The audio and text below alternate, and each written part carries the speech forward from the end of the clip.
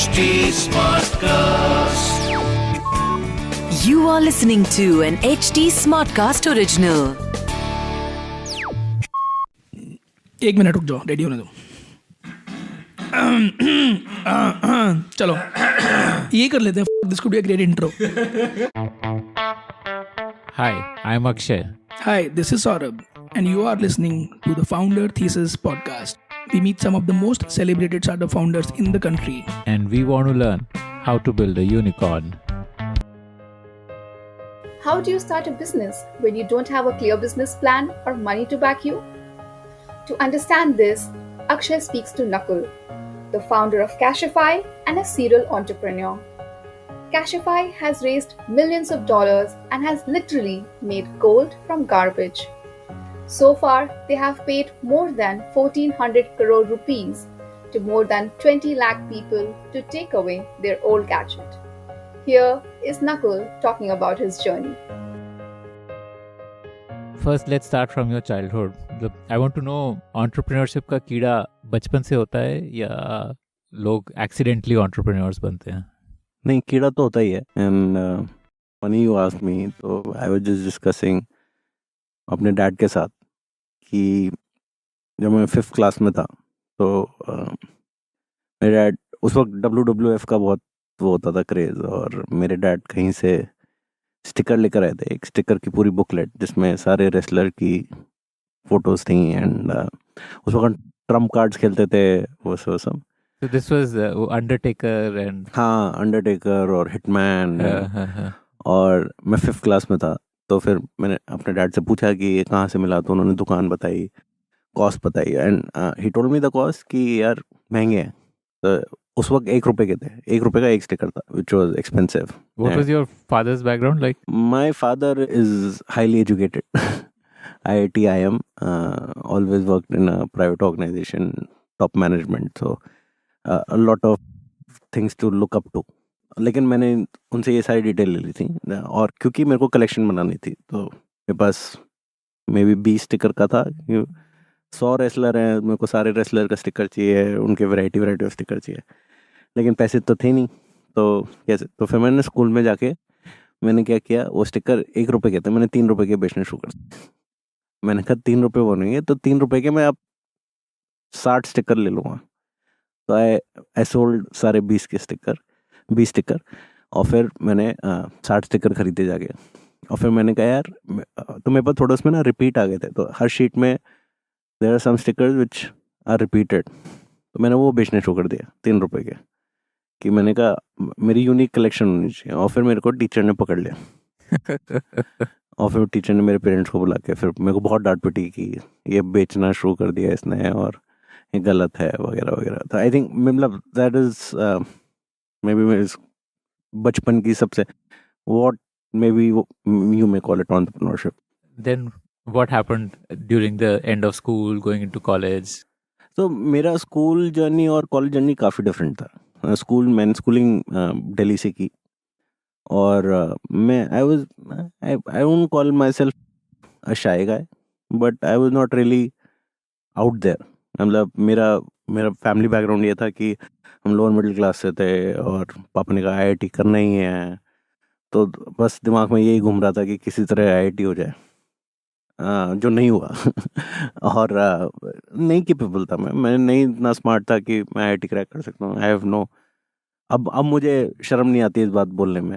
उल्टा मैंने मेरा नहीं हुआ 12वीं में, और मैंने ड्रॉप किया 1 साल, कि मेरे को ड्रॉप ईयर में ही समझ आ गया था कि मेरे साथ कभी नहीं होने वाला कि मैं IIT कर लूँगा। तो मैं रटने शुरू कर दिया क्वेश्चंस कि यार किसी तरह DCE निकाल लूँ, क्योंकि दिल्ली कॉलेज ऑफ इंजीनियरिंग, क्योंकि वो मेरा वहाँ पे वो बनता था quota, because of Delhi being my statehood, और किसी तरह मैं DCE निकालूँ। वो भी नहीं निकला मुझसे लेकिन मेरे को अपने ड्रॉप ईयर में ये क्लैरिटी हो गई थी कि पढ़ाई तो नहीं हो पाएगी मुझसे। मतलब मेरे को ये था कि किसी तरह मैं इंजीनियरिंग में घुस जाऊँ, और फिर इंजीनियरिंग में फिगर आउट करूँ कि कैसे MBA करना है, क्योंकि मेरे को काम करना आता है। जैसे मेरे को सेल्स का हमेशा था कि सेल्स तो मैं कर लूँगा, मैं बेच लूँगा, मैं लोगों को कन्विंस कर लूँगा। तो जब मैं कॉलेज में भी था, तो पहले स्कूल से और कॉलेज में, मैं कॉलेज में बहुत बड़ा एक्सट्रोवर्ट था, नहीं तो कौन सा कॉलेज फाइनली एंट्री? मैं गया पंजाब यूनिवर्सिटी चंडीगढ़। तो मेरा जो पर्सनालिटी थी स्कूल तक और मेरी जो पर्सनालिटी थी कॉलेज में, वो ज़मीन आसमान का अंतर था। और मुझे नहीं पता क्यों ऐसे क्यों था। May be staying away from home ये था कि अब मैं खुल के जी सकता हूँ। मैं हॉस्टल में रह रहा था और maybe some kind of freedom. तो जैसे मेरे बाल, मतलब बहुत सिंपल एग्जांपल है कि मेरे 8वीं से बाल गिरने शुरू हो गए थे। तो जब तक मैं 12वीं में था मैं काफ़ी कॉन्शियस था बाल को लेकर कि मेरी मम्मी मेरे को पीछे पड़ी रहती थी कि ये इलाज कर लो, ये इलाज कर लो, बाल गिर रहे हैं वगैरह वगैरह। और मैं भी कॉन्शियस रहता था कि यार लोग मजाक, तो मैं बाल बड़े करने की कोशिश करता था, छुपाने की कोशिश करता था वगैरह वगैरह। जब मैं कॉलेज गया मैंने सबसे पहले अपने बाल बिल्कुल मिलिट्री कट कर लिए, छोटे छोटे। और मैंने कहा मैं हूँ गंजा, कर लो जो करना है, right. So it was a very vast shift for me, क्योंकि मेरे को था कॉलेज में मैं डर के नहीं रहूँगा, मतलब। तो college was super fun. College में मैंने वो किया जो मेरा इच्छा थी। मैं पढ़ाई बिल्कुल नहीं की। मैं उतनी पढ़ाई की जितना मेरे को था कि मैं सेमेस्टर टू सेमेस्टर निकलना है। ऐसा नहीं है मेरी री आ रही थी, लेकिन I was an average student और I never tried to be above average, never went below average. तो what were your achievements in college? First year में मैंने सारी कॉलेज की टी शर्ट बनवाई, ठीक है। सेकेंड ईयर में मैंने ऑफिशियली या अनऑफिशियली? ऑफिशियली कुछ करते ही नहीं था। सिस्टम में फंसना, right, is a difficult thing. तो मैं सिस्टम से दूर रह के कैसे करें, ठीक है। फिर फर्स्ट ईयर में ये टी शर्ट नहीं, फिर हम मेरे को फेस्ट करवाना था। उसके लिए पता चला पॉलिटिकल इन्फ्लुएंस है कि जो भी इलेक्शन लड़ेंगे वो ही फेस्ट कराएंगे। तो फिर हमने कहा सेकेंड ईयर में फिर इलेक्शन लड़ते हैं। तो I got into politics majorly second year में, और वो भी सीखा सारा, वो देखा, वो काफ़ी इन्जॉय किया, फिर फेस्ट भी किया। फिर उसके बाद थर्ड ईयर में मैंने मैस So चलाई। you were the president, like students no, union? अच्छा I don't like to be the front face. तो मेरा दोस्त था अच्छा, president। उसको खड़ा करा दिया। मतलब खड़ा करा दिया, ऐसा नहीं कहूँगा, जॉइंट एफर्ट। हाँ, लेकिन मतलब ऑब्जेक्टिव हमारे बहुत क्लियर थे। वो क्यों खड़ा हो रहा है प्रेसिडेंट के लिए, क्यों हमें जीतना है, क्योंकि हमें फेस्ट कराना है। ना कि ऐसा नहीं था कि हम कॉलेज की भलाई के लिए कुछ मतलब इंटेंशन वॉज कि हाँ फेस्ट कराना है, फेस्ट कराने में बहुत मज़ा आएगा और हम ये करेंगे। तो फेस्ट का मैं कन्वीनर था, तो वो मेरा ऑब्जेक्टिव पूरा हुआ। थर्ड ईयर मैंने मेस चलाई। ओके। हमारे यहाँ कोऑपरेटिव मेस होती थी। उसमें सब्जी खरीदना, उसका हिसाब रखना, नई चीज़ें करना। और मेस क्यों चलाई? क्योंकि मुझे खाना बहुत अच्छा लगता था। तो how do I improve food in my mess to take control. क्यों नाश्ता इंट्रोड्यूस किया, तंदूर इंट्रोड्यूस किया, तंदूरी रोटी मिल रही है वगैरह वगैरह। तो बहुत उसमें फ़न आता था। फोर्थ ईयर में मैंने कुछ नहीं किया। फोर्थ ईयर में टिपिकली जैसे बस ऐश की कैट की तैयारी हो गई थी, एग्ज़ाम दे दिए थे, रिजल्ट की वेट थी। फोर्थ ईयर बस टाइम पास किया और फिर बस फिर नेक्स्ट आफ्टर कॉलेज MBA। हाँ। MBA was very different. मतलब MBA में आई थिंक तो थर्ड ईयर में भी मेरी नौकरियां लग गई थी, विप्रो, इन्फोसिस, माइंडट्री। लेकिन मैं बहुत क्लियर था मैं यहाँ पे कहीं नौकरी नहीं कर सकता। मतलब अगर मेरा कैट नहीं भी क्लियर होता तो मैंने नौकरी ढूंढ ली थी सेल्स की, जिसमें मुझे 15,000 रुपये मिल रहे थे और मैं वर्लपूल के लिए वॉशिंग मशीन बेचता। लेकिन मेरे को ये क्लैरिटी थी कि मैं IT कंपनी नहीं जाऊँगा। जबकि मुझे IT कंपनी में 30,000 रुपये मिलते हैं, यहाँ पे 15,000 मिलते हैं। मुझे था कि मैं 1-2 साल और सेल्स कर लूँगा, डोर टू डोर भी कर लूँगा, कुछ भी कर लूँगा, लेकिन सामने कंप्यूटर के सामने बैठ के कोड नहीं लिख सकता मैं। और वैसे भी उन कंपनियों में कोड नहीं लिखते थे, टेस्टिंग की रोल्स होते थे और या कॉपी करते थे, पेस्ट करते थे। तो that was something which was not really exciting for me. मेरा ये था कि मैं स्ट्रगल मार लूँगा, 1-2 साल सेल्स कर लूँगा और फिर मैं MBA कर लूँगा और फिर मैं सीख जाऊँगा। मतलब और सेल्स मुझे और चीज़ ही सिखाएगा। पता नहीं मेरे दिमाग में ये घुसा हुआ था कि सेल्स जब तक तुमने रूरल में नहीं की, तुमने डोर टू डोर नहीं की, तो तुम्हें बेसिक नहीं समझ आएगा। तो इसलिए मैं I was okay with that. लेकिन वो नौबत नहीं आई, मेरा MBA हो गया। तो मैंने 2 साल MBA की और MBA ने तो मेरा पूरा परसेप्शन चेंज कर दिया, क्योंकि MBA मेरा ड्यूल डिग्री MBA था। तो 1 साल गुड़गांव में MDI में और 1 साल यूरोपियन स्कूल ऑफ बिजनेस में। जब मैं यूरोपियन स्कूल ऑफ बिजनेस गया, वहाँ पे जो मेरे क्लासमेट्स हैं वो MBA इतने अलग ऑब्जेक्टिव से कर रहे थे कि मेरे को रियलाइज़ हुआ कि जो हमारा दुनिया है वो कितनी ज़्यादा बड़ी है और कितनी डिफरेंट है to what we aspire for. मतलब जब मैं एमबीए में घुसा था सोचा था पीएनजी, एचयूएल, यहाँ साबुन बेचेंगे, ये बेचेंगे, पेप्सी बेचेंगे, कोक बेचेंगे, यही दिमाग में चीज़ें आती थी। लेकिन जो मेरे एमबीए बैचमेट्स थे वो एक जर्मनी में स्टड फार्म चला रहा था। वो एमबीए इसलिए कर रहा था कि वो स्टड फार्म कैसे ग्रो कर सके। एक वो थी एयर स्टूवर्ड, वो ग्राउंड स्टाफ थी और वो एमबीए कर रही थी कि कैसे वो एयरलाइन इंडस्ट्री में और चीज़ें कर सके। मतलब उनका परसेप्शन कितना डिफरेंट था, मेरा परसेप्शन तो कितना स्क्यूड था। तो मेरे एकदम से आंखें सी खुल गई वहाँ पे। और फिर मैंने 6 महीने वहाँ पे काम किया और उससे और आंखें खुल गई कि यूरोप का वर्किंग कल्चर कितना घटिया है। मतलब वो काम ही नहीं करना चाहते। अगर मैं यहाँ पे नौकरी करता रहूँगा तो मैं भी ऐसे बन जाऊँगा। मतलब अभी ये बातें अच्छी लगती है कि 9 बजे आना, 5 बजे निकल जाना, लेकिन वो मोटिवेशन नहीं था। वो कोई लाइफ में कुछ करने का वो नहीं था। उनके लिए बस नौकरी है और फिर अपना घर है। और so that really open my eyes कि यार अपना करूँगा, खुद का करूँगा, कुछ नई चीज़ करूँगा जिसने दुनिया ने सोचा ना हो, देखा ना हो। और that was it. So what happened at the end of MBA? तो नौकरी नहीं लगी। तो कितनी इंटरव्यूज में बैठे? 2009 में सिचुएशन बहुत ख़राब थी। We were going through I think one of the worst of that decade. और नहीं, इंटरव्यू ज़्यादा नहीं बैठा क्योंकि मेरे नंबर इतने अच्छे नहीं थे एज़ यूजुअल। तो मैं आधी जगह तो नंबर से शॉर्ट लिस्ट होता था। तो उन नंबर की वजह से शॉर्ट लिस्ट नहीं हुआ। और फिर जहाँ पे जाता था जीडी, मारुति की जीडी थी और मेरा मन ही नहीं था। मतलब जब मैं मारुति के जो इंटरव्यू करने लोग आए थे, and no disrespect to them, but मैंने कहा यार कितने बोरिंग लोग हैं, मतलब क्या ही काम करेंगे हम इनके साथ। तो it did not excite me.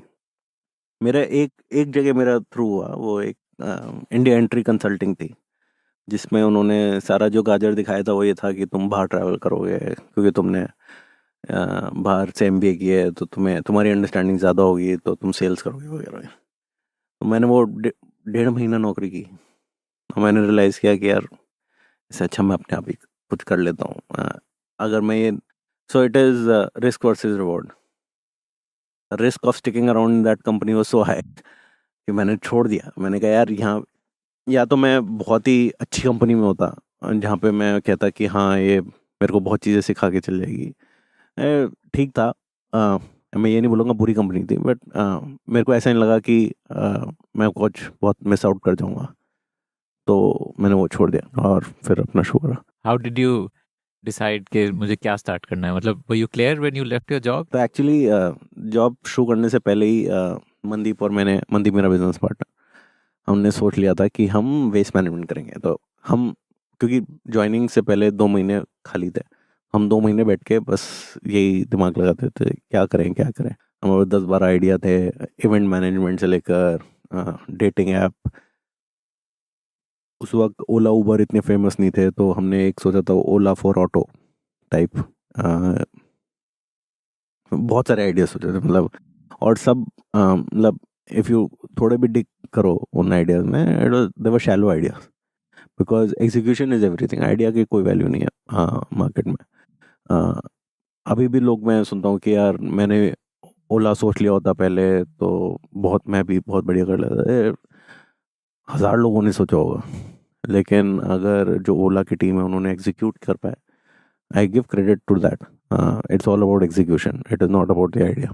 तो हमारे पास ऐसे 10-15 आइडिया थे। तो मनदीप के पापा as a background in recycling, तो वो मेटल रिसाइकलिंग वगैरह करते हैं। मनदीप ने जॉब ली, what is his background like? तो मनदीप मेरे साथ इंजीनियरिंग कॉलेज में था, तो हम हॉस्टल में साथ में सपने करते थे। और फिर उसके बाद नीटी से उसने एमबीए किया जब मैं एमडीएम में था, और उसकी जॉब लगी थी। तो वो लीमन ब्रदर्स में था बाय द वे, इंटर्नशिप में, जब लीमन ब्रदर्स बंद हुई। तो हमारे सपने काफ़ी सिमिलर थे कि वो भी सोचता था मैं सेल्स करूंगा, लेकिन क्योंकि वो लीमन ब्रदर्स में गया तो उसने कहा मैं इन्वेस्टमेंट बैंकिंग करूंगा। और जब तक वो पास आउट हुआ इन्वेस्टमेंट बैंकिंग ख़त्म ही हो गया था। और मैं अभी भी उसे ब्लेम करता हूँ कि लीमन ब्रदर्स में भी इसलिए डूबी थी, तुमने इंटर्नशिप वहाँ की।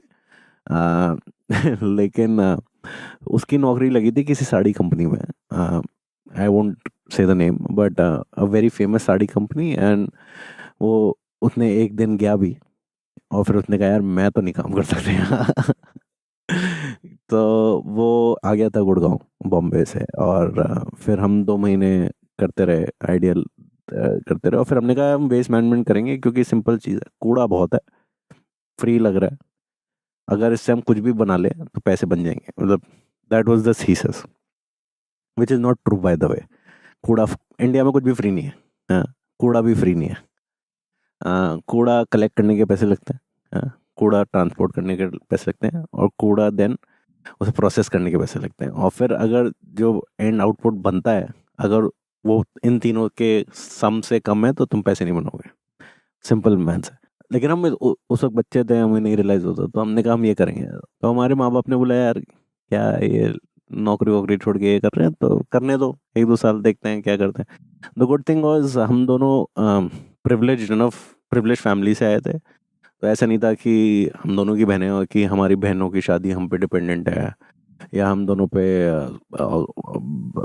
कॉलेज का लोन चल रहा था। तो that way we were very privilege कि हमारे घर से कोई प्रेशर नहीं था कि यार तुम्हें you should be productive member of the society, क्योंकि तुम्हारे पेरेंट्स तुम पे डिपेंडेंट हैं या तुम्हारी फैमिली तुम्हारे पे डिपेंडेंट है। तो अगर हम 1-2 साल नहीं भी कमाते तो कोई फ़र्क नहीं पड़ रहा था एक्सेप्ट हमें। तो हमारे घर वालों ने हमें पैसे देने बंद कर दिया था, विच इज़ फाइन, लेकिन उन्होंने हमारे कमरे थे हमारे घर में, तो वो सपोर्ट था और खाना मिल जाता था। So and we were very grateful for that support, क्योंकि हम दोनों का मन था कि किसी तरह हम वो घर छोड़ के अपने एक बैचलर पैड ले लें, सपने, लेकिन वो कभी हो नहीं पाएगा क्योंकि पैसे नहीं थे। तो फिर हमने शुरू किया, हमने कहा यार ये करेंगे, ये फैक्ट्री लगाएंगे, ये करेंगे, वो करेंगे, लेकिन फिर हर चीज़ के लिए पैसे लगते थे और पैसे मिलते नहीं थे हमें। तो फिर हमने कहा यार अभी जब तक वो हम क्रैक नहीं कर लेते कि पैसे कैसे आएंगे, हम कंसल्टिंग करते हैं, हम लोगों को बताते हैं कि कैसे कर तुम वेस्ट मैनेजमेंट कैसे कर सकते हो। और क्योंकि वेस्ट मैनेजमेंट में कोई कंसल्टेंट नहीं था इंडिया में, तो अपने आप को इस्टेब्लिश करना बहुत आसान था हाइंडसाइट में ऑब्वियसली। 2 फ्रेश MBAs जा रहे हैं एक बिग कंपनी के पास और कह रहे हैं हम कंसल्टेंट्स हैं, तो वो क्रेडिबिलिटी कैसे बनी? तो हम इवेंट में जाते थे, जितने भी सस्टेनेबिलिटी वेस्ट मैनेजमेंट के इवेंट थे वहाँ पे ना हम बेहुदा सवाल पूछते थे, या अगर कोई स्पीकर है हाँ और वो कुछ बोल रहा है उसको हम वापस क्वेश्चन करते थे। तो हम बेसिकली वो थॉट प्रोसेस दिखा रहे थे कि हम ये स्मार्ट हैं, तो we used to stand out in the crowd. हमने सारा अपना नेटवर्क इन कॉन्फ्रेंसेस वगैरह से बनाया। हम हर कॉन्फ्रेंस में आते थे, कभी टिकट नहीं लेते थे, जुगाड़ से आते थे, स्टूडेंट कार्ड से आते थे, कभी कुछ जाते थे, किसी के थ्रू चले जाते थे, जो कंपनी स्पॉन्सर कर रही थी उससे हम टिकट ले लेते थे। कुछ पैसे तो थे ही नहीं, और हर इवेंट पेड होता है, एंड नकली का पेड होता है, वैसे तो सबके लिए फ्री है, लेकिन अगर कोई आना चाहता है तो उसके लिए पेड है। तो हम भी अपने आप किसी तरह फ्री करने की कोशिश करते थे, और वो 6 महीने हमने ये किया। हम इवेंट टू इवेंट जाते थे, अब वो इतना सारा वो कंटेंट प्रोवाइड करते थे, उसको अब्जॉर्ब करते थे। आई थिंक हम ही पढ़ते थे और तो कोई पढ़ता नहीं था वो कंटेंट इवेंट्स वगैरह में। एंड फिर वी स्टार्टेड साउंडिंग नॉलेजेबल, बस ये हुआ। और फिर जो वही, अब इवेंट भी ना बड़े इंडिया में ना बहुत ही फ्रॉड चीज़ है। हर दूसरे इवेंट में ना तुम्हें सेम ही लोग मिलने लग जाएंगे if you start attending events of any domain, right? And then you will start, उन्हीं के साथ फिर तुम खाना खा रहे हो, दारू पी रहे हो वगैरह, and you form a camaraderie. तो ऐसे ही होने लग गया। फिर we started getting known in the waste management ecosystem कि यार ये 2 लड़के हैं, इनकी कंपनी है रीग्लोब, और ये वेस्ट मैनेजमेंट कंसल्टेंट अपने आप को मानते हैं, तो ठीक है। और फिर हमें इनवाइट अपने आप आने लग गए कि आ जाओ हमारे इवेंट में भी आ जाओ, लोगों को भरना तो है ही कमरा। तो ऐसे शुरू हुआ, और फिर उसके बाद हमने कंपनीज अप्रोच करनी शुरू कर दी कि यार हम तुम्हारी वेस्ट मैनेजमेंट प्रॉब्लम सॉल्व कर सकते हैं। ऐसा कुछ नहीं है, तो लेकिन जो स्मार्ट लोग थे उन्होंने बोला यार ये 2 यंग लड़के हैं, MBA कर रखी है, अगर इनकी मार्केट में इतनी वैल्यू है तो मैं अगर इनको सस्ते में फ्री में काम करवा लूँ। तो हमने कहा यार एक्सपोजर के लिए हम कुछ भी करेंगे। और ऐसे हमने 2-3 कंपनी के साथ कंसल्टिंग प्रोजेक्ट शुरू कर दिए जिसमें हम बहुत ही कम पैसे देते थे, बट विच वाज फाइन, हमें नए प्रोजेक्ट्स पे एक्सपोजर मिलता था। That was it. तो हमने ये 2 साल किया कंसल्टिंग वाला नाटक। और फिर उस टाइम पे फिर हमारी नॉलेज बढ़ती गई क्योंकि हम इतने लोगों से मिलते थे, इतने नए प्रोजेक्ट्स देखते थे, हम हर चीज़ देख लेते थे। मतलब कोई भी बोलता, तो हम ना बहुत ही फ्लेक्सिबल थे कि कब स्टूडेंट बनना है, कब कंसल्टेंट बनना है। तो जब हमें कुछ देखना होता था, किसी का प्लांट देखना होता था, हम बोलते थे हम स्टूडेंट हैं, हमें थीसिस लिखनी है, हम वेस्ट मैनेजमेंट पे स्टडी कर रहे हैं। जब हमें कुछ पैसे किसी से लेने थे तो हम कंसल्टेंट बन जाते थे कि यार हम कंसल्टेंट हैं। तो हमने बहुत प्लांट देखे, मतलब इंडिया में जो भी कुछ दिखा सके हम देख लेते थे। मतलब MSW का प्लांट, टायर रिसाइकलिंग का प्लांट, रबड़ का प्लांट, मेटल रिसाइकलिंग का प्लांट, हर सेग्रीगेशन का प्लांट, उसके बाद ये जो ऑर्गेनिक वेस्ट को डिकम्पोज करने वाला plant, pig farm, poultry farm, क्योंकि इसमें भी बहुत सारा एग्रीकल्चर वेस्ट यूज होता था। हमने हर चीज़ देखी, हम किसी चीज़ को मना नहीं करते थे। मुझे याद है हमें एक हैदराबाद में प्लांट देखना था जो यूनिक था। हम 3 दिन की ट्रेन लेकर गए क्योंकि वो सबसे सस्ती ट्रेन थी, क्योंकि we couldn't afford anything else. और 3 मतलब हमने, क्योंकि वो स्लो ट्रेन थी और वो पैसेंजर ट्रेन थी, 3 दिन ट्रेन में पक गए हम हैदराबाद पहुंचते पहुंचते। और हमने कहा यार ये हैदराबाद में 2-3 चीज़ें और देख लो क्योंकि फिर आना तो बहुत मुश्किल है। तो ऐसे ही करते रहे हम। और फिर हमें एक टेक्नोलॉजी पता चली पायरोलिसिस, और हमने उस पर बड़ा रिसर्च किया, होमवर्क किया, और हमें रियलाइज़ किया कि इसमें पोटेंशियल है। उस वक्त तक तो हम अपने आप को बहुत कम पैसे देते थे और सारे पैसे बचाते रहते थे कंपनी अकाउंट में, क्योंकि हम में था कि यार हमारा पेट्रोल का खर्चा आता है 3-5 हज़ार रुपये, और उस वक्त 2,000 रुपये फ़ोन का बिल आता था। दारू वारू हम दोस्तों से पीते थे, खुद नहीं अफोर्ड कर पाते थे। तो हमें यार अगर हम 6-7 हज़ार रुपये एक दूसरे को पे करें, बाकी सब हम पैसे will save it for future, कि कुछ तो करेंगे। ऐसा भी हुआ कि 1-2 प्रोजेक्ट में हमें बोला गया कि तुम कॉल सेंटर करवा लो और पर कॉल इतने पैसे मिलेंगे, और हमारे सारे कस्टमर बेस को कुछ रिसाइकलिंग का ज्ञान दे दो वगैरह। हमने वो भी यही करा कि खुद ही दोनों बैठ गए, दोनों कॉल सेंटर बन गए। हमने कहा पर कॉल पैसे मिल जाएंगे, किसी को आउटसोर्स करके क्या देना। और हमने पूरी कॉलिंग करी, मतलब हम 2 हफ्ते कॉल ही करते रहे बस। तो ये सब जुगाड़बाजी की हमने, पैसे इकट्ठे किए, और फिर हमने वो प्रोजेक्ट बहुत अच्छा लगा। तो फिर हमने कहा यार हम ये प्रोजेक्ट करना चाहते हैं। फिर हम चाइना गए, वो देख कर आए मशीनरी वगैरह उसकी, और फिर वापस आके फिर हमने पिचिंग करनी शुरू करी। सबसे पहले हमने पिच किया अपने पेरेंट्स को। प्रोजेक्ट कॉस्ट क्या था? About 1 crore and how much did you need? तो जो हमारे पास पैसे थे उससे कुछ नहीं होने वाला। तो फिर हम अपने पेरेंट्स के पास गए सबसे पहले, क्योंकि लोन जो मिलता है वो पूरे अमाउंट का तो मिलता नहीं है, और अभी सरकार की कोई सब्सिडी वगैरह थी नहीं इन पे। तो हमें थोड़ा सा amount which is about 20 lakh we needed from our parents, and rest we could have taken from loan. तो 20 लाख के लिए तो चप्पल घिस गई हमारी। हमारे दोनों फादर्स ने इतना हमें घिसाया कि ये प्रोजेक्ट रिपोर्ट में ये बकवास है, ये गलत है, ये कैसे बेचोगे, बेचना आसान है, रिकवरी मुश्किल है। ये सब ज्ञान मिला जो उस वक्त स्टूपिड लगता था, लेकिन जब तुम एक्चुअली बिजनेस में करने हो तो रियलाइज करते हो कि कितनी गुरु ग्रंथ दे रहे थे वो। तो किसी तरह फिर रो धो के वो मान गए, और फिर हम बैंक्स के पास तो बैंक्स ने भी बहुत नचाया हमें। हम 12-13 बैंक गए और उन्होंने हमें रिजेक्ट करा। फिर हमें एक बैंक ने हाँ बोला, क्योंकि उनकी जो डॉटर थी वो कुछ एनवायरनमेंट इंजीनियरिंग कर रही थी, और उसने प्रोजेक्ट रिपोर्ट दी और उसे बहुत अच्छा लगा। तो उन्होंने कहा ठीक है हम दे देंगे। तो मतलब I think it is also luck, it is also perseverance कि हमने, मतलब 5 बैंक के बाद हम बोलते यार बैंक तो देगा ही नहीं, तो हम करते रहे। हमने कहा यार बैंक जाते रहते हैं, मना करेंगे और करते रहते हैं। तो we kept doing that, and तो फिर उस बैंक ने हमें दे दिया। और फिर उससे हमने अपना पहला प्रोजेक्ट सेटअप किया 2010। देन फिर हमने प्लांट चलाया। तो आई थिंक अगर आप इंडिया में मैन्युफैक्चरिंग कर रहे हो या कोई भी प्लांट ऑपरेशन कर रहे हो, toughest thing you can ever do in India.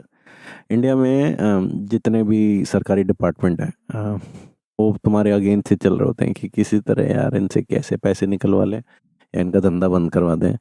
From electricity department to excise department to environment department, जो भी कोई डिपार्टमेंट हो सकता है वो डिपार्टमेंट तुम्हारे दरवाजे पे होगा हर हफ्ते, and you have to deal with them. And मतलब इतना पेपर वर्क है, इतना लेबर यूनियन, ये वो फलाना ढमकाना. तो तुम्हें अगर तुमने मैन्युफैक्चरिंग चला ली, हमने 2.5 साल चलाई, इतना सीखा ना हमने, इतना सीखा कोई हद नहीं है. मतलब ऐसी कहानी है मेरे पास कि एक बार हमारे साइड लेबर ने, तो हम आए थे MBA करके, ठीक है. हमने कहा यार यूनिफॉर्म होनी चाहिए सबके पास, ये होना चाहिए. और हमने सबके लिए यूनिफॉर्म खरीदे, यूनिफॉर्म ही नहीं पहनते थे. They refuse to wear uniform. हमने कहा यार यूनिफॉर्म क्यों नहीं पहनते? नहीं हमें नहीं चाहिए, हमें धोती में काम करना है. यार धोती में क्यों काम करना है? क्योंकि गर्मी लगती है. ठीक है.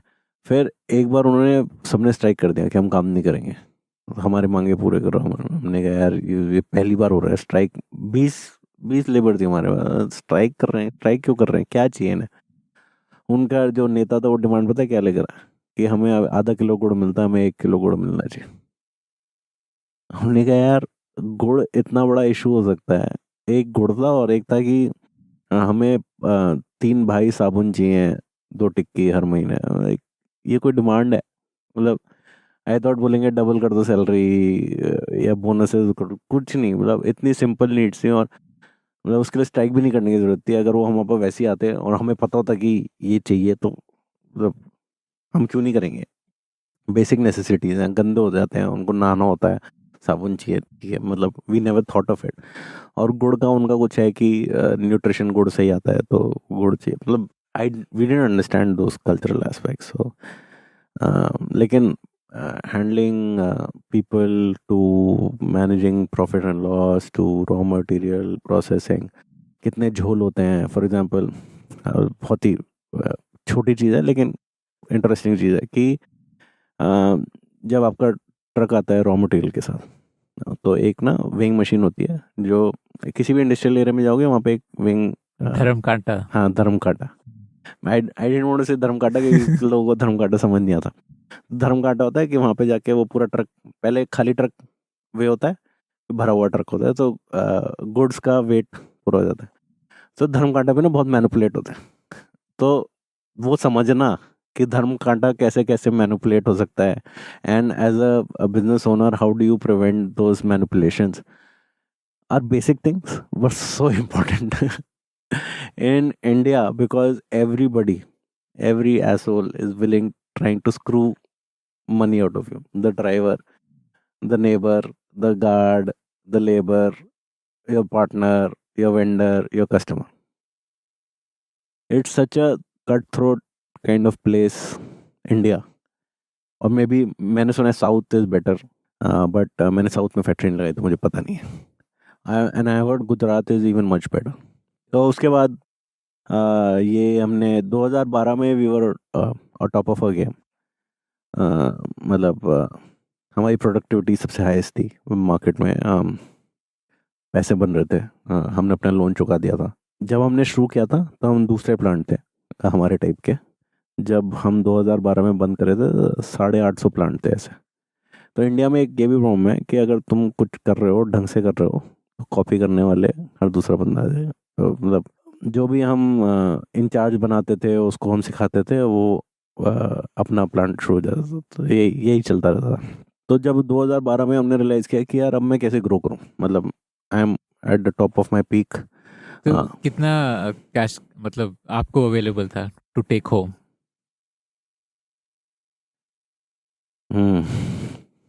इनफ था.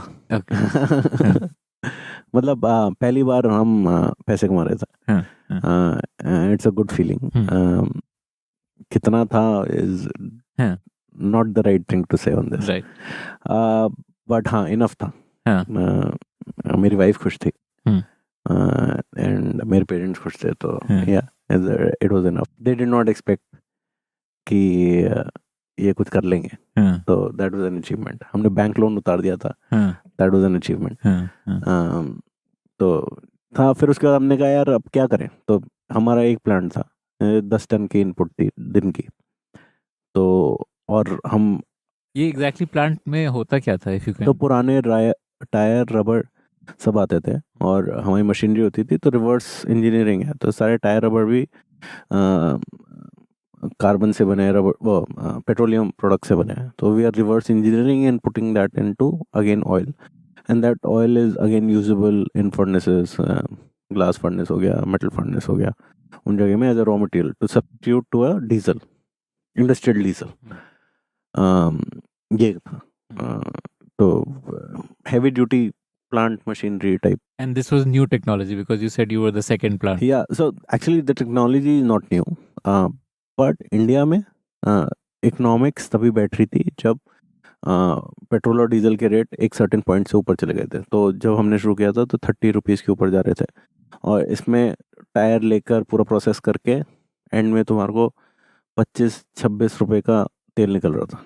So it made sense to sell it at 27-28, तो तुम्हारा मार्जिन उससे बन जाता था। उससे पहले क्योंकि वो सब्सिडाइज बाय द गवर्नमेंट था, तो उसकी वजह से did not make business sense.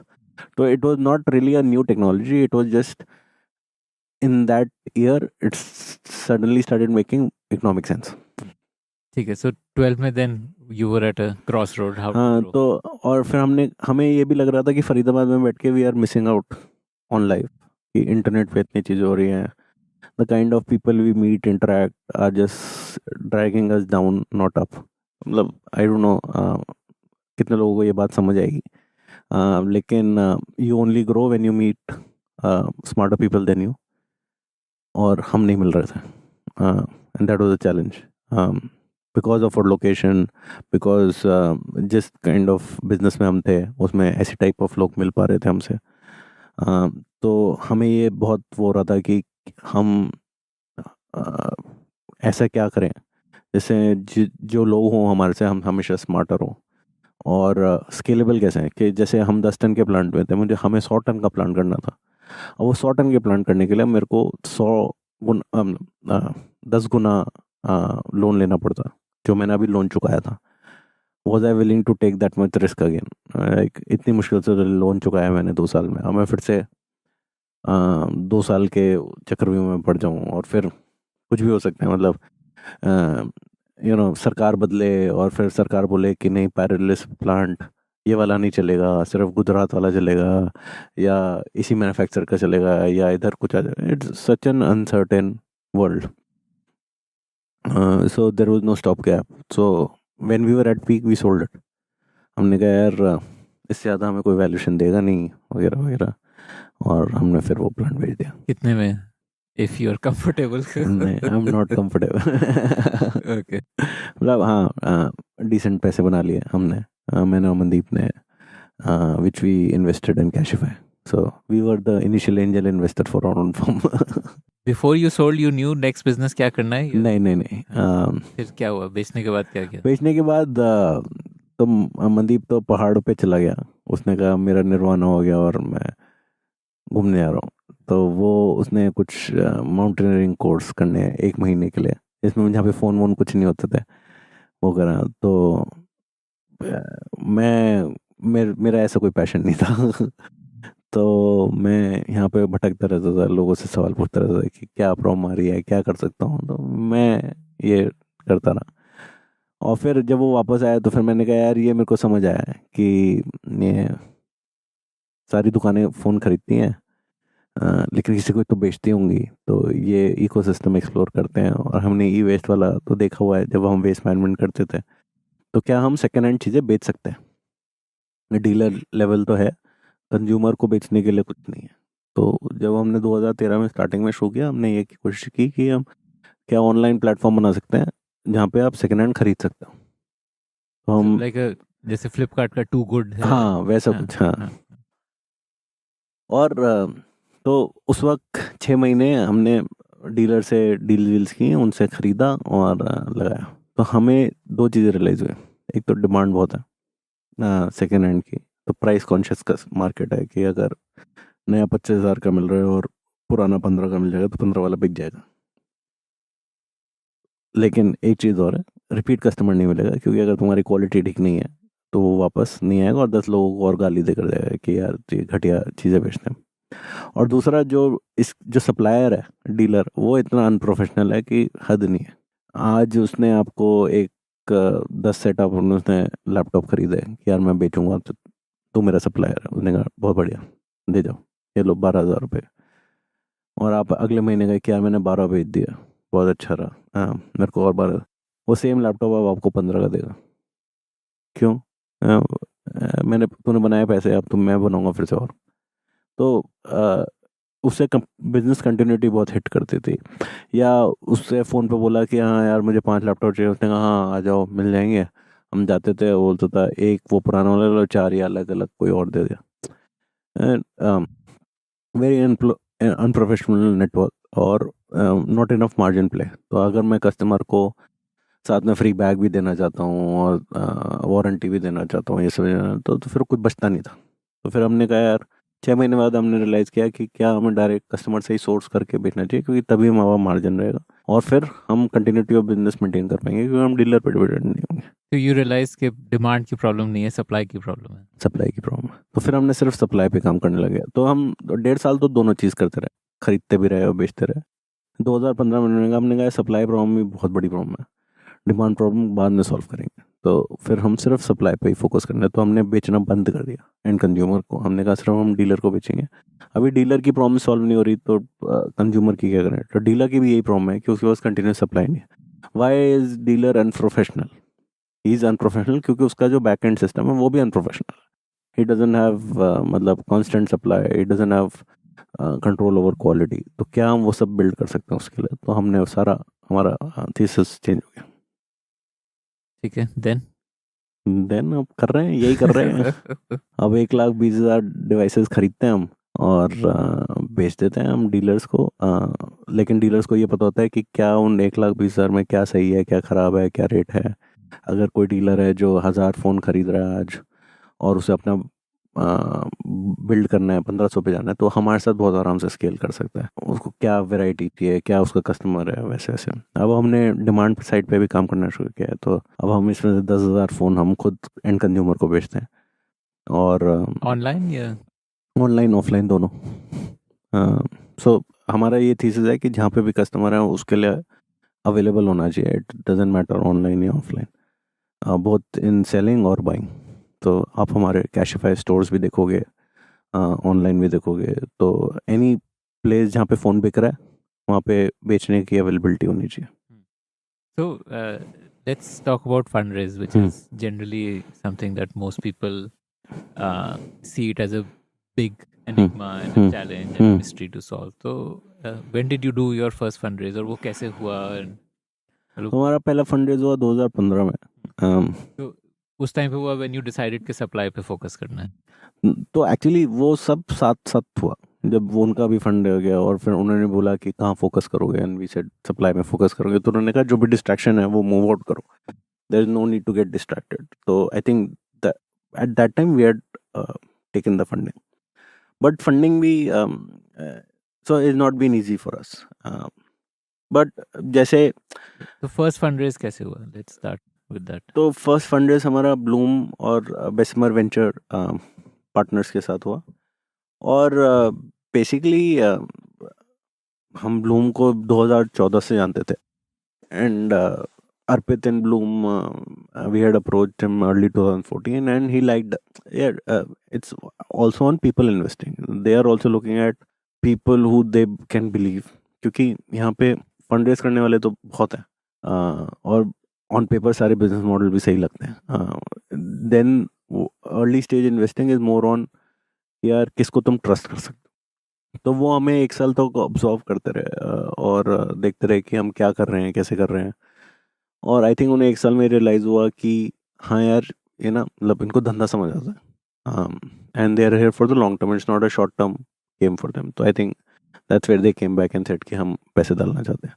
तो जब वो आए थे तब हमने एक्चुअली फंड रेज करना बंद कर दिया था, क्योंकि हमें लगा कि maybe we are not VC fundable, या हमें समझ नहीं आता क्योंकि हम How did you reach out to VCs? How many VCs? Events, अच्छा, मतलब मेरा कोई इकोसिस्टम नहीं था, मनदीप का कोई इकोसिस्टम नहीं था।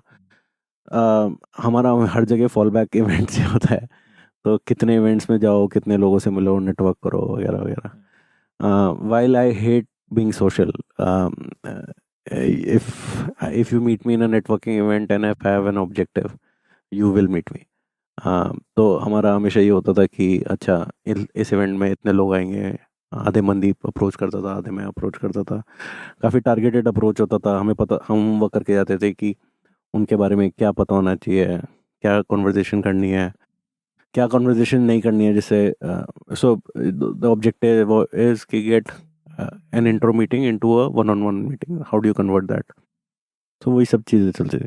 What is the process you followed to convert intro to one-on-one?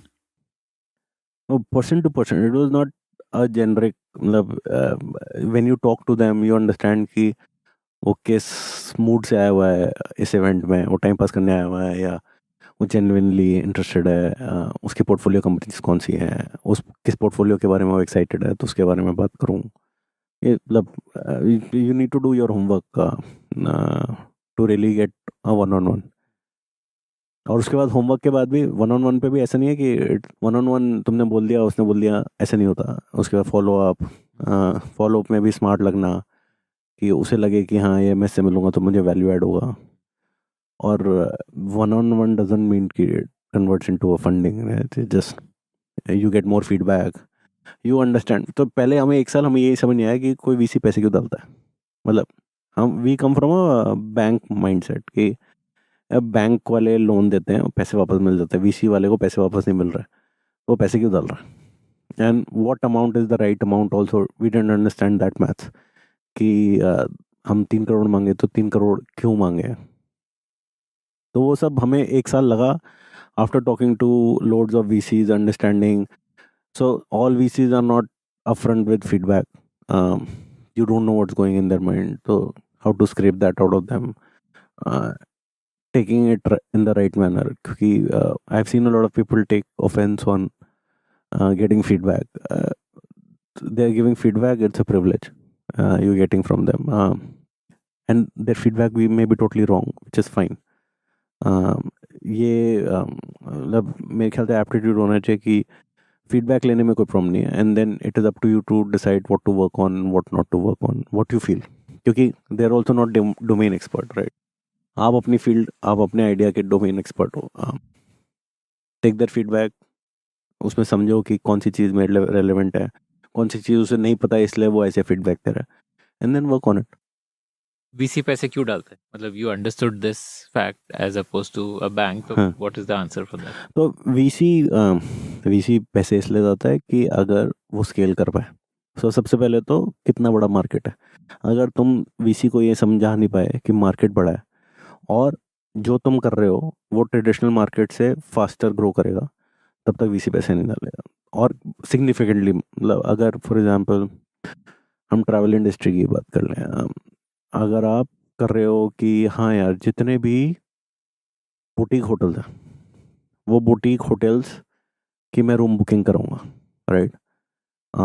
तो मैं VC पैसे इन्वेस्ट कर देना चाहिए ना, वर्सेस मैं जितने भी PG हैं वो बुक करवाऊंगा, विच साउंड्स बिगर. PG वाले में VC डालेगा क्योंकि वो बोलेगा यार अच्छा इंडिया के सारे PG हो जाएंगे, बुटीक कितने ही होंगे, और बुटीक हैं इसलिए तो वो that's why they don't want to be on an MMT वगैरह वगैरह. So how do you scale that.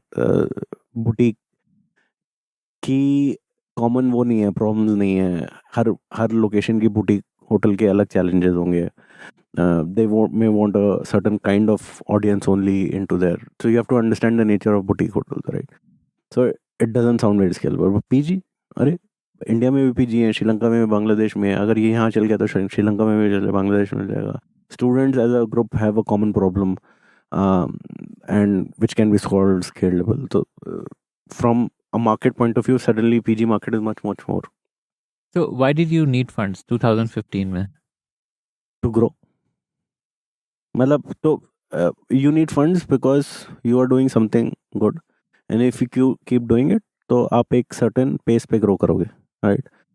When you take external fund, you get two leverages. You can grow faster. तो अगर आप कुछ ग्रोथ बोल रहे हो कि मैं 5 साल में अचीव करूँगा, वो आप 1 साल में कर लोगे, क्योंकि आप पे ज़्यादा पैसा है तो वर्किंग कैपिटल में ज़्यादा होता है, लोग ज़्यादा हायर कर सकते हो। सेम चीज़ आप कम टाइम में कर पाते हो। और दूसरा होता है it gives you liberty to experiment, कि अच्छा मुझे लगता है कि ये चीज़ अच्छी चल रही है, लेकिन अगर मैं ये करूँ तो और भी कर पाऊँगा, लेकिन मेरे को पैसे नहीं है करने के लिए, क्योंकि अगर मेरे को अपना पैसा है तो मैं अपने मेन बिजनेस से निकाल के मुझे इसमें लगा के एक्सपेरिमेंट करना पड़ेगा। लेकिन यू गेट एक्सटर्नल फंडिंग, तो बोलते हो अच्छा यार 3 करोड़ मिले, 1-2 करोड़ तो मैं एग्जिस्टिंग बिजनेस को ग्रो करने लूँगा, 1 करोड़ में मैं एक्सपेरिमेंट करूँगा, जो there will be 10 misses but 1 hit, but if 1 hit happens then I have more scope of diversifying my business and making sure it is more risk averse. Also, I think it must have been a very working capital intensive business, क्योंकि आप advance में पे करते हो और आपको recovery बाद में मिलती है डीलर से। हाँ, तो अभी भी है।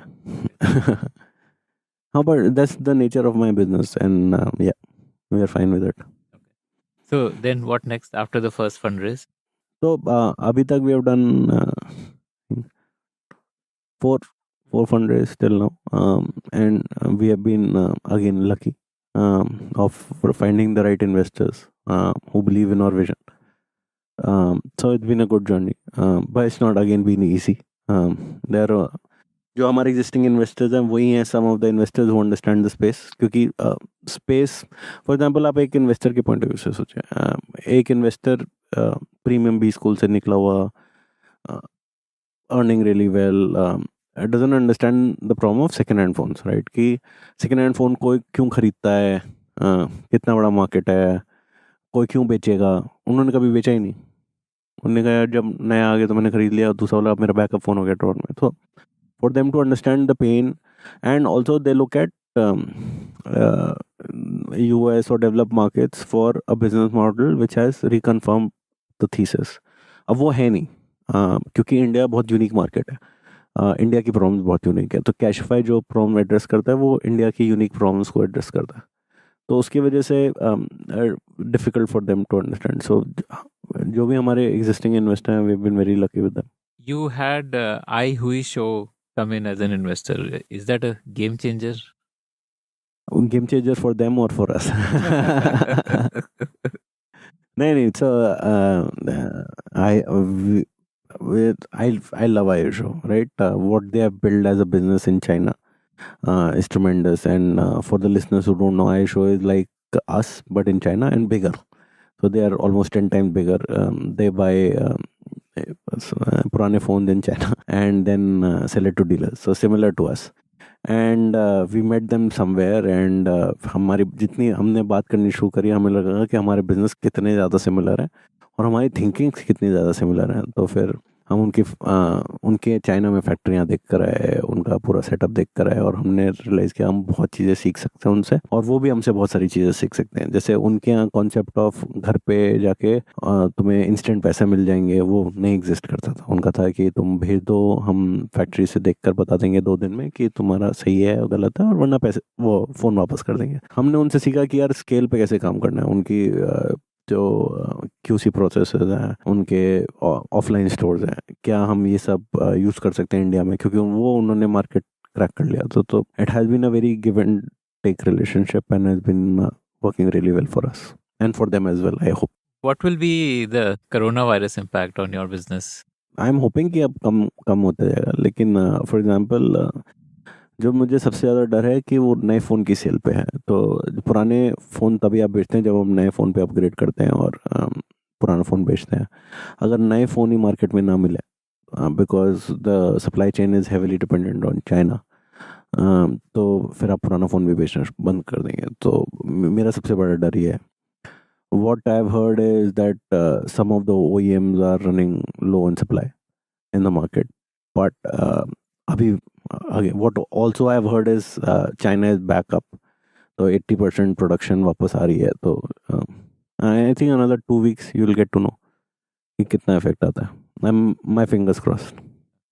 What is the competitive landscape for Cashify? Who do you see as your major competitors, and how are you different from them? I see the local mom and pop store, जो आपको जज करते हैं जब आप फ़ोन बेचते हैं। They don't judge the phone.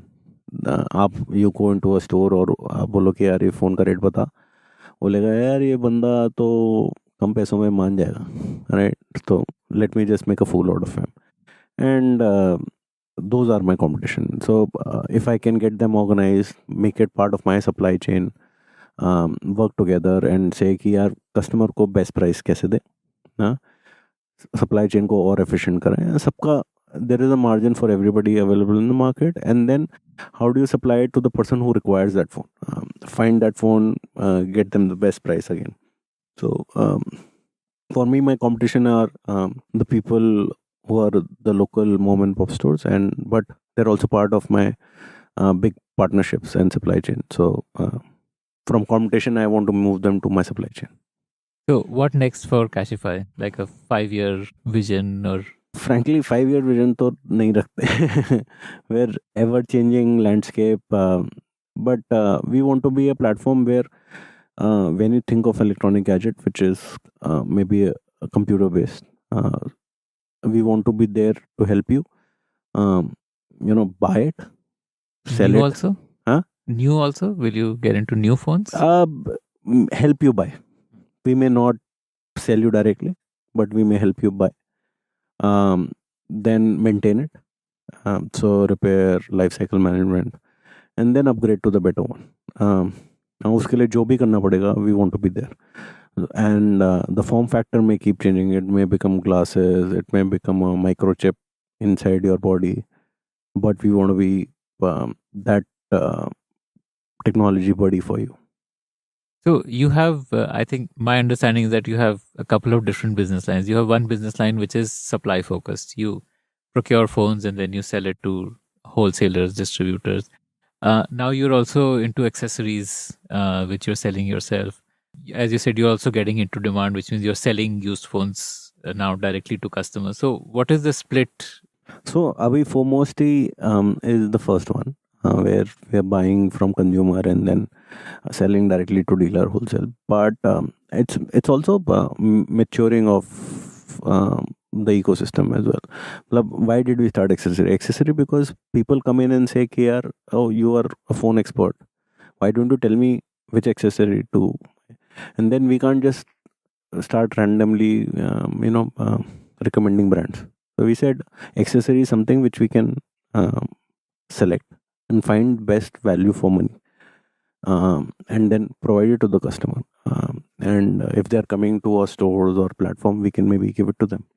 So that the whole idea was, how do you become more value for the consumer? Similarly to selling phone, selling a phone directly to consumer has more challenges than what we currently do, but we want to do because there are more and more consumers every day coming on Cashify website and saying, "Yaar, तुम phone तो खरीद लेते हो, बेच क्यों नहीं रहे?" Right? I want access to second-hand phones, and there's nobody else better than you who can provide that. So after much deliberation, we said, okay, let's do that. Aren't you competing with your own customers? So again, it's such a big market. I don't think so. मतलब जिस value proposition से हम बेचते हैं, usually. So again, we provide 6 months warranty. We provide new accessories. It's like experiencing a brand new phone, right? Is that experience with half the cost. So हम वही and at the level and the quality we do, the dealers.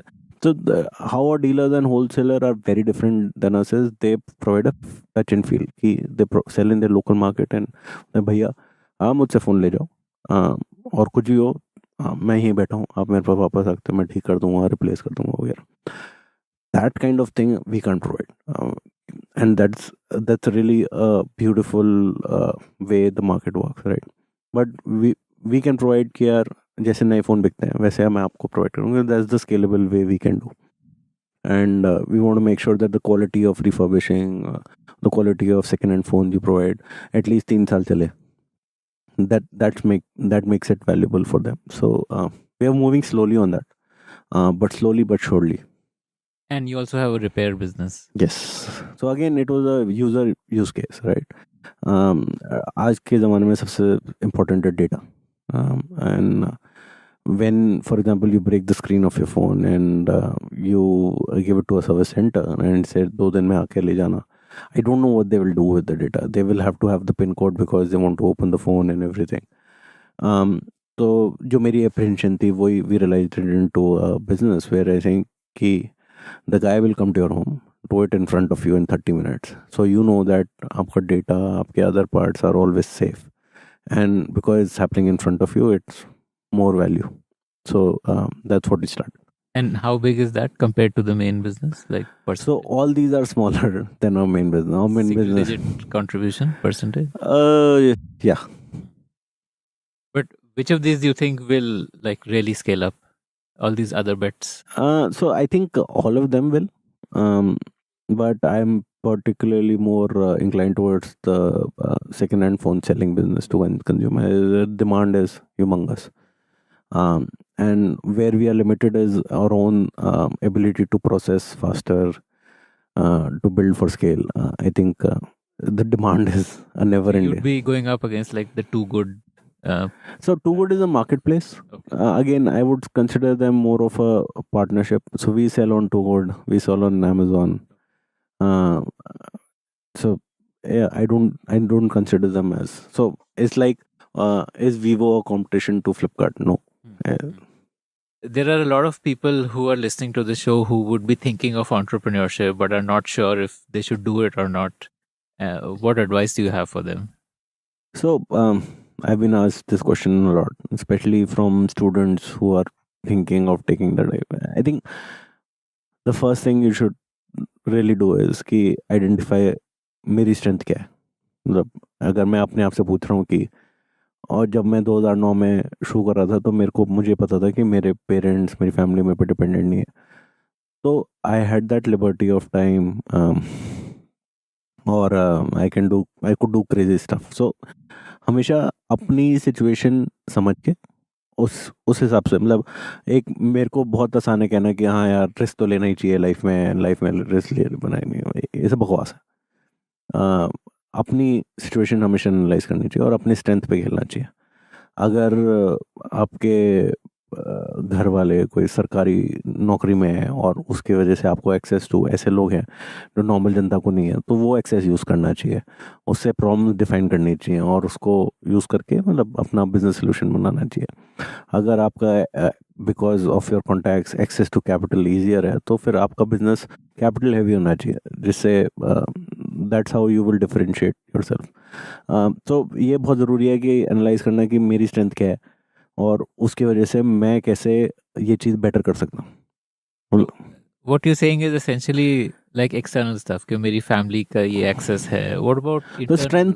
Strength क्या होती है यार अपनी, जब हम 22-23 साल के होते हैं, क्या स्ट्रेंथ है? स्ट्रेंथ ये है कि हाँ मैं अच्छा बोल सकता हूँ, हाँ मैं एनालिटिक्स सोच सकता हूँ वगैरह वगैरह. वो सब वैसे भी डेवलप होती हैं over time. It is not कि वो तुम्हारी कोर स्ट्रेंथ हो जाती है. या अगर तुम्हारी कोर स्ट्रेंथ ये है कि मेरी कोडिंग बहुत अच्छी है, ठीक है, तो फिर तुम्हें वो यूज़ करना चाहिए कि यार मैं ऐसा ही कोई बिजनेस करूं जिसमें हैवी कोडिंग हो, और लेकिन कोडिंग भी बिजनेस से वो हो पाए. मैंने ऐसे बहुत अच्छे कोडर्स देखे हैं लेकिन वो कभी भी नहीं सोच पाते बिजनेस आइडिया, क्योंकि then you become a certain kind of person who is just thinking of how to code better and not thinking of a business perspective. So it has to become a mix of everything. And for example, मुझे हमेशा लगता है यार अगर मैं code कर सकता तो मैं कितनी नई चीज़ें कर पाता. मैं खुद ही नए बिजनेस खोल लेता. मे बी नॉट, मतलब मुझे नहीं लगता, क्योंकि मैं इतने अमेजिंग कोडर्स को जानता हूँ और कोई भी बिजनेस नहीं करता. तो you have to look at your strength and then figure out what matches what business or idea or synergies, partnerships matches those strength and work on them. So let's say मेरे पास कोई financial constraint नहीं है. I can give 5 years to my business. But do you think anyone who is in this situation will succeed? या कोई नहीं, तो for example बहुत simple है. मेरे पे कोई डिपेंडेंसी नहीं है और मेरे को अपनी इमेज से फ़र्क नहीं पड़ता. हाँ, और मेरे को अपना रेस्टोरेंट खोलना है. मैंने सोच लिया कि यार मेरे को मचानी एक QSR रेस्टोरेंट की चेन खोलनी है. हाँ, मैं सबसे आगे पहले 6 महीने सबवे, मैकडोनल्ड और कोई इंडियन QSR में काम करूँगा, समझने के लिए कि जो कस्टमर आ रहा है उसकी क्या रिक्वायरमेंट है. ये जो 3 चेन हैं, ये कैसे काम करते हैं, और एज एन इंटर्न काम करूँगा, एज फुल टाइम एम्प्लॉय काम करूँगा, एज अ कुक काम करूँगा, एज अ स्वीपर काम करूँगा, जैसे मेरे को समझ है, मेरे को अब from this thesis I am saying मेरे को 5 साल हैं, राइट। 6-8 महीने मेरे को समझ आ गया, फिर मेरे को समझ आ गया कि कौन से कुजीन पे मुझे काम करना है, कौन सी लोकेशंस वर्क करती हैं, कौन सी नहीं करती, ये सारी मैंने डोमेन नॉलेज गेन की working 6-8 months and working from a point of view कि मेरे को शुरू करना है। एक होता है वर्किंग, एक होता है working from a point of view कि मेरे को सीखना है। बहुत डिफरेंस हो जाता है कि तुम फिर हर चीज़ एनालाइज, जब जो भी कस्टमर आता है तुम उससे 2-3 सवाल एक्स्ट्रा पूछ लेते हो कि तुम इस सबवे में क्यों आए, तुम साइड वाले डोमिनोज में क्यों नहीं गए, तुम बर्गर क्यों खा रहे हो, तुम टिक्का क्यों नहीं खा रहे, मतलब ब्ला ब्ला ब्ला 10 चीज़ें। तो then you start analysing and building your thesis and then you will start opening, doing one, pivoting, समझ नहीं आएगा, सप्लाई चेन इशूज होंगे, सप्लाई चेन समझोगे, and then you build it in 5 years. I would do it like that, क्योंकि अगर मेरा already domain है कुछ और है तो फिर मैं किसी और तरीके करता हूँ, so that's how. Okay. So, what do you think is your superpower as an entrepreneur? You know, things which I think set you apart. तो एक तो मैं गलती एडमिट करने में मैं नहीं चूकता. आई थिंक मेरी सबसे बड़ी एंड आई थिंक मेरी स्ट्रेंथ है कि अगर if I am wrong I accept it, कि हाँ यार, मतलब you have a better logic, तुमने जो बोला वो बेटर है, तो I don't feel any shame in admitting I am wrong and learning from it and using that in the future. तो आई थिंक मेरी वो स्ट्रेंथ है कि मैं आई डू नॉट, जो मैं बहुत लोगों में देखता हूँ, ईगो आ जाती है कि यार मैंने बोला है तो सही है. So I think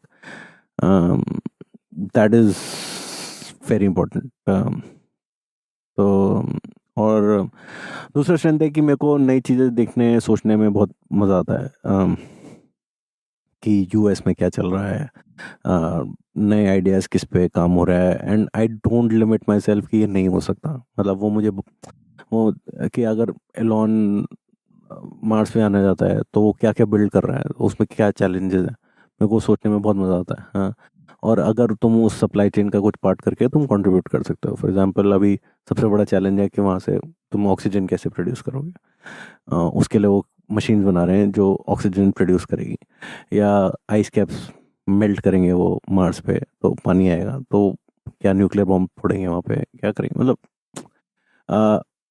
and I see lot of people limiting themselves कि ये तो हो ही नहीं सकता, तो मैं सोचूंगा ही नहीं. So I feel I do not limit myself on thinking insane things and trying to figure out if there is a logic, if you can do it. It finally gets done or not done is a different question. So, what were some of the times when you were wrong? Some mistakes you made? तो मैं कभी नहीं सोचता था कि हम घर से पिकअप करके पैसे दे सकते हैं. आई ऑलवेज थॉट कि हमें हमेशा ये करना चाहिए कि हम पिकअप कर लें और फिर हम फैक्ट्री में एवेल्युएट करें और पैसे बाद में दें.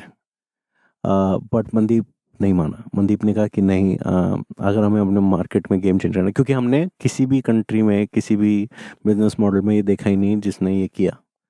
और Mandeep was very sure that India market इतना ट्रस्ट डेफिशिएंट है कि अगर तुम उसे ऑन स्पॉट पेमेंट नहीं दोगे तो ये कभी नहीं चलेगा.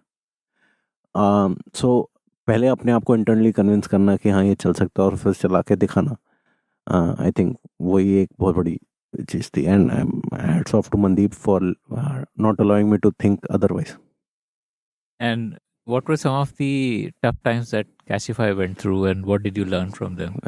I can tell you a tough time every 6 months. So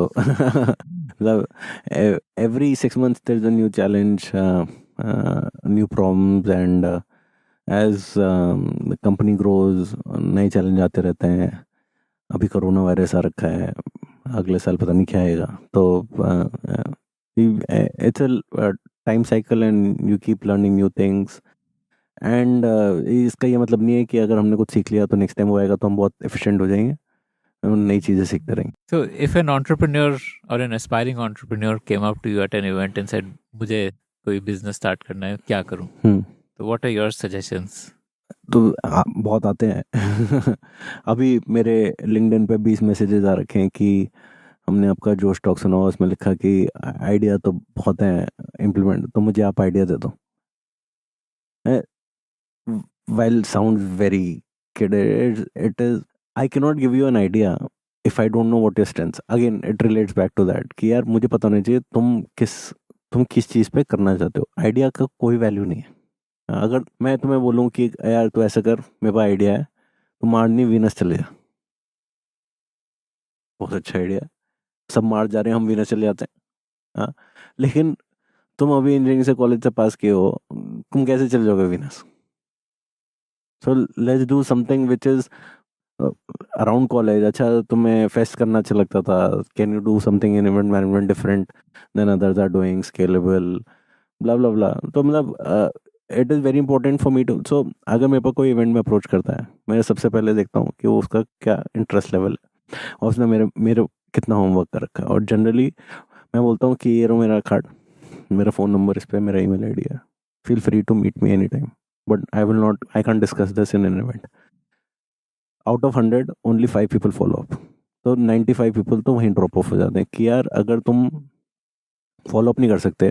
और and I have had people जिन्होंने अपने लैपटॉप खोल के प्रेजेंटेशन दिखाने शुरू किए इवेंट्स में, और उनको भी मैं बोलता हूँ बहुत अच्छी प्रेजेंटेशन है, आई थिंक बहुत पोटेंशियल है, you want to discuss further, meet me one-on-one. They don't meet. They don't. I have had people who have sent me a mail and I have replied to them on questions and they have not replied back.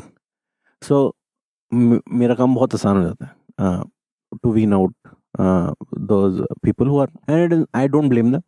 I mean, जैसे सबका situation होता है, time होता है. Most of them मुझे लगता है कि want to get introduced to VC, which I don't have a problem to. And you can be upfront with me कि यार मेरे को VC से मिलवा दो, and I'll say drop me a mail and मैं forward कर दूँगा. हाँ, but so I don't have a problem, but people don't really want to come up to me and say कि नहीं मुझे VC से नहीं, मुझे आपसे वो चाहिए मेरे को. So I am actually very straightforward. और मैं अपने इन्वेस्टर को भी बोलता हूँ कि इन्वेस्टर कहते हैं कि तो एक बंदे मेरे पास आया कि मेरे को मिलवा दो, तो मैंने कहा ठीक है मैं मिलवा दूंगा. तो उन्होंने कहा कि आपको उनसे परमिशन लेनी. मैंने कहा यार उनका काम है जितने भी लोगों से वो मिल सकते हैं वो कर सकते हैं, मैं उनको तुम्हारी इन्फॉर्मेशन पहुँचा दूंगा, अब उनको मिलना ही नहीं मिलना वो उनका कॉल है. That I can't help you with, and maybe I can help you if you take me deeper and then I get convinced, and then I can also nudge the investor saying that please meet. And I'm okay with both approaches, but both approaches take time, right? So if you're willing to spend that time, I am okay to do it. If you're not willing to spend it, I'm okay with that also. It's your business. I don't get anything out of it. So Nakul, it was really, really great getting so many insights from you, and especially to understand कि वो journey of entrepreneur कैसी होती है and कैसे early signs दिख जाते हैं childhood में. And thank you so much for your time. Any last message to our listeners? हाँ, मेरे को सीजन 2 में बुलाना मत भूलना. Done. ठीक है, तो then and we can choose a different topic. I am okay, but I would love to continue being a part of your podcast. And जब तुम famous हो जाओगे तो मेरे को बोलना मत. Thank you so much, Nakul. So that was Nakul. He is a big believer in power of technology to disrupt. And if you have a disruptive tech startup idea that you want to discuss with him, then write to us at hello@thepodium.in. If you like the Founder Thesis podcast, then do check out our other shows on subjects like marketing, technology, career advice, books, and drama. Visit thepodium.in, that is thepodium.in for a complete list of all our shows.